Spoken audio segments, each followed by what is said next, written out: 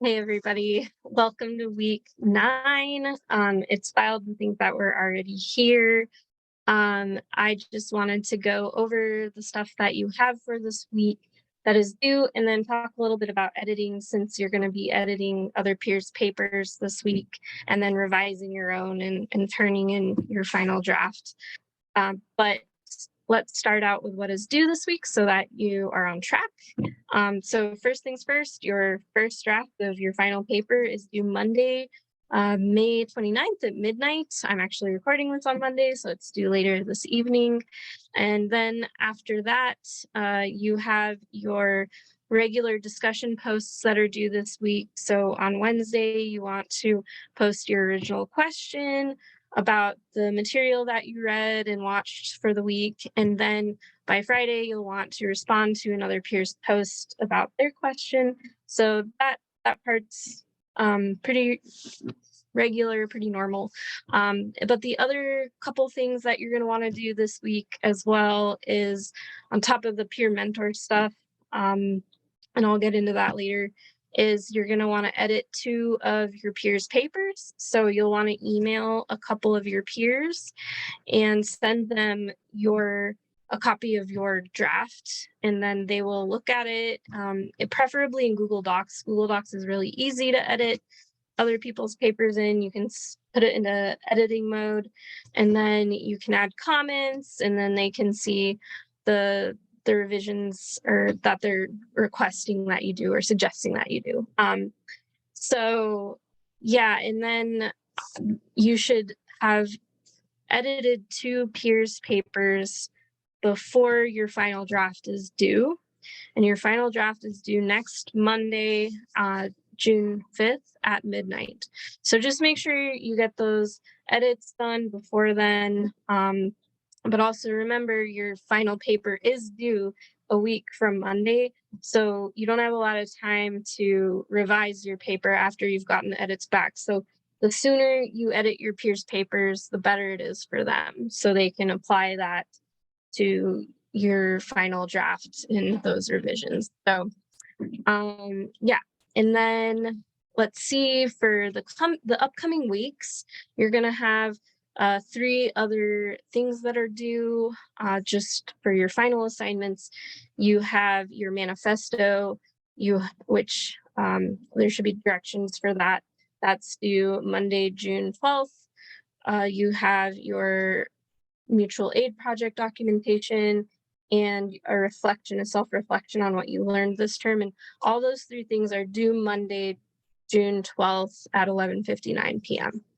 So I know that seems like a lot, but I just want you to keep that in the back of your mind, that there are a few things you're going to have to do before the end of the term.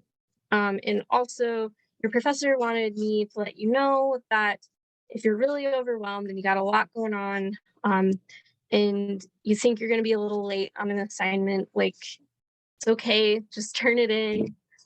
It's all right if you're a little late. So I just want to encourage you to turn it in anyway, even if you're late. So I know a lot of students get worried about that, but sometimes life's hard and you got to turn stuff in late sometimes. So but anyway, I was hoping to jump into editing and just kind of talking about that a little bit.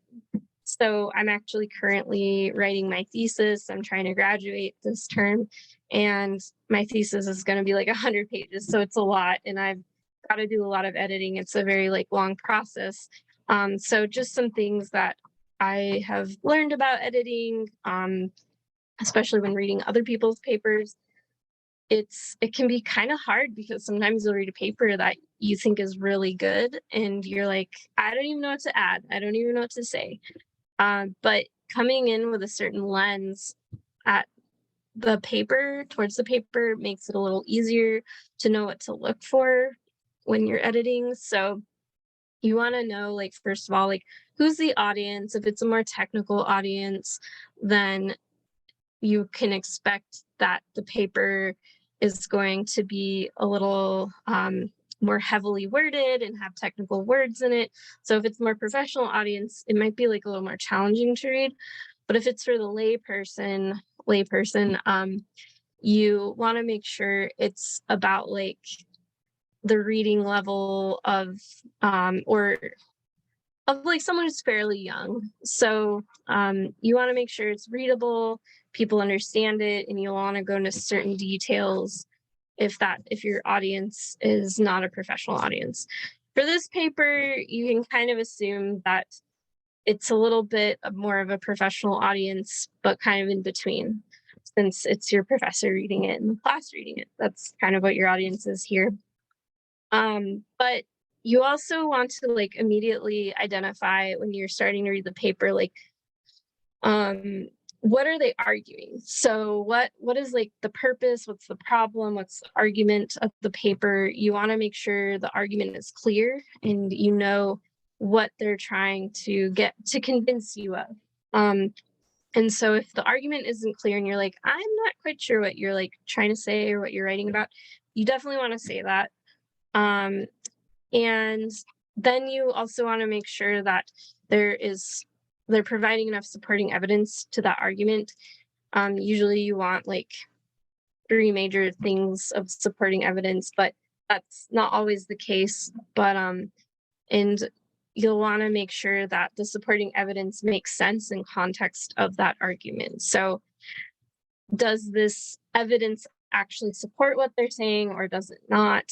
And also, is the evidence clear? Like, did they explain it well? Does it need like a little more clarity and elaboration? I find a lot of the time students don't elaborate enough on things and go into description about some of the examples that they're using. So a lot of the time I'll say, oh, tell me more about this, give more details about it, tell us what this means. So if you have like any technical terms in the paper that maybe could be defined, that's a great way to kind of expand and have more details and description in the paper. Another thing you want to look out for when you're editing is transitions.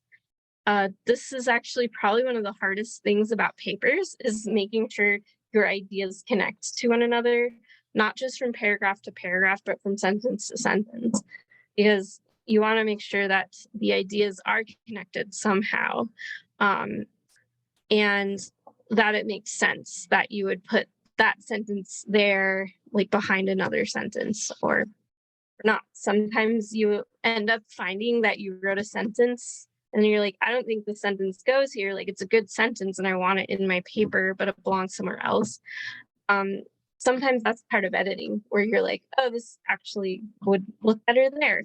And when you're editing someone's paper and you're not quite understanding the transition or like how they got from one idea to another, you might want to tell them, hey, you could work on your transition here. I'm not really sure how these ideas are connected, and so on and so forth. I think when a lot of people think of editing papers, it's all about spelling and grammar and punctuation, but editing, that's actually the minor edits that you should worry about. I mean, we have spell check now, which is awesome. So we don't really have to worry about that much. But I mean, you can still look out for that stuff. It's very helpful. Making sure that everything is in the same tense. I find when I'm writing, it's actually hard to stay in the same tense. Sometimes I'll be using present tense, and then sometimes I'll be using past tense, and I'm like, oh, that going back flip-flopping like that doesn't, it actually is confusing. And just being able to cut sometimes sentences down to make it a little more clear and more succinct, because kind of the shorter the sentence, it can be easier for your reader to understand sometimes. And sometimes you might have to break up sentences to make it easier to understand and digest. I just find that really long sentences, and I tend to write them because I have ADHD and my brain goes on and on and on, like how I'm doing right now. It's good when you're first writing to write that down, but then make sure you break up that sentence so it's easier. So yeah, mainly focus on trying to understand what the paper is about and the person writing it is arguing, making sure that all makes sense. That's like number one. And then number two is making sure that transitions are good. And then, lower down, you'll want to do that copy editing where you're actually looking at grammar, punctuation, and things like that. So those are most of the things I can think of when it comes to editing. Sometimes you can suggest to the other person like how to reword a sentence, because sometimes it's hard to reword a sentence, and then sometimes it's hard to like come up with something. But if you can help your friend come up with a better way to make a sentence sound, that's great. It's great to have suggestions like that. So, and then also if you're confused or you want to know more about something in the paper that this person isn't talking about, say that. Make sure you add a comment like, hey, can you add more information about this? I'm really curious about it. Or like, I don't know what this means. What does this mean? And so that'll signal to that person that they need to elaborate more on what they're talking about. So, for this week, for your peer mentor assignment, all I really wanted you to do was like watch this video and just in the discussion board, just say that you watched the video. I don't want to add more to your plate. So that's all that I'm going to have you do this week. If you have any questions, please let me know. Reach out through email. I'm sorry I've been a little behind my emails lately because I've been writing my own thesis, but I'll try to get back to you as soon as possible. Thanks for watching this. Have a great week and good luck.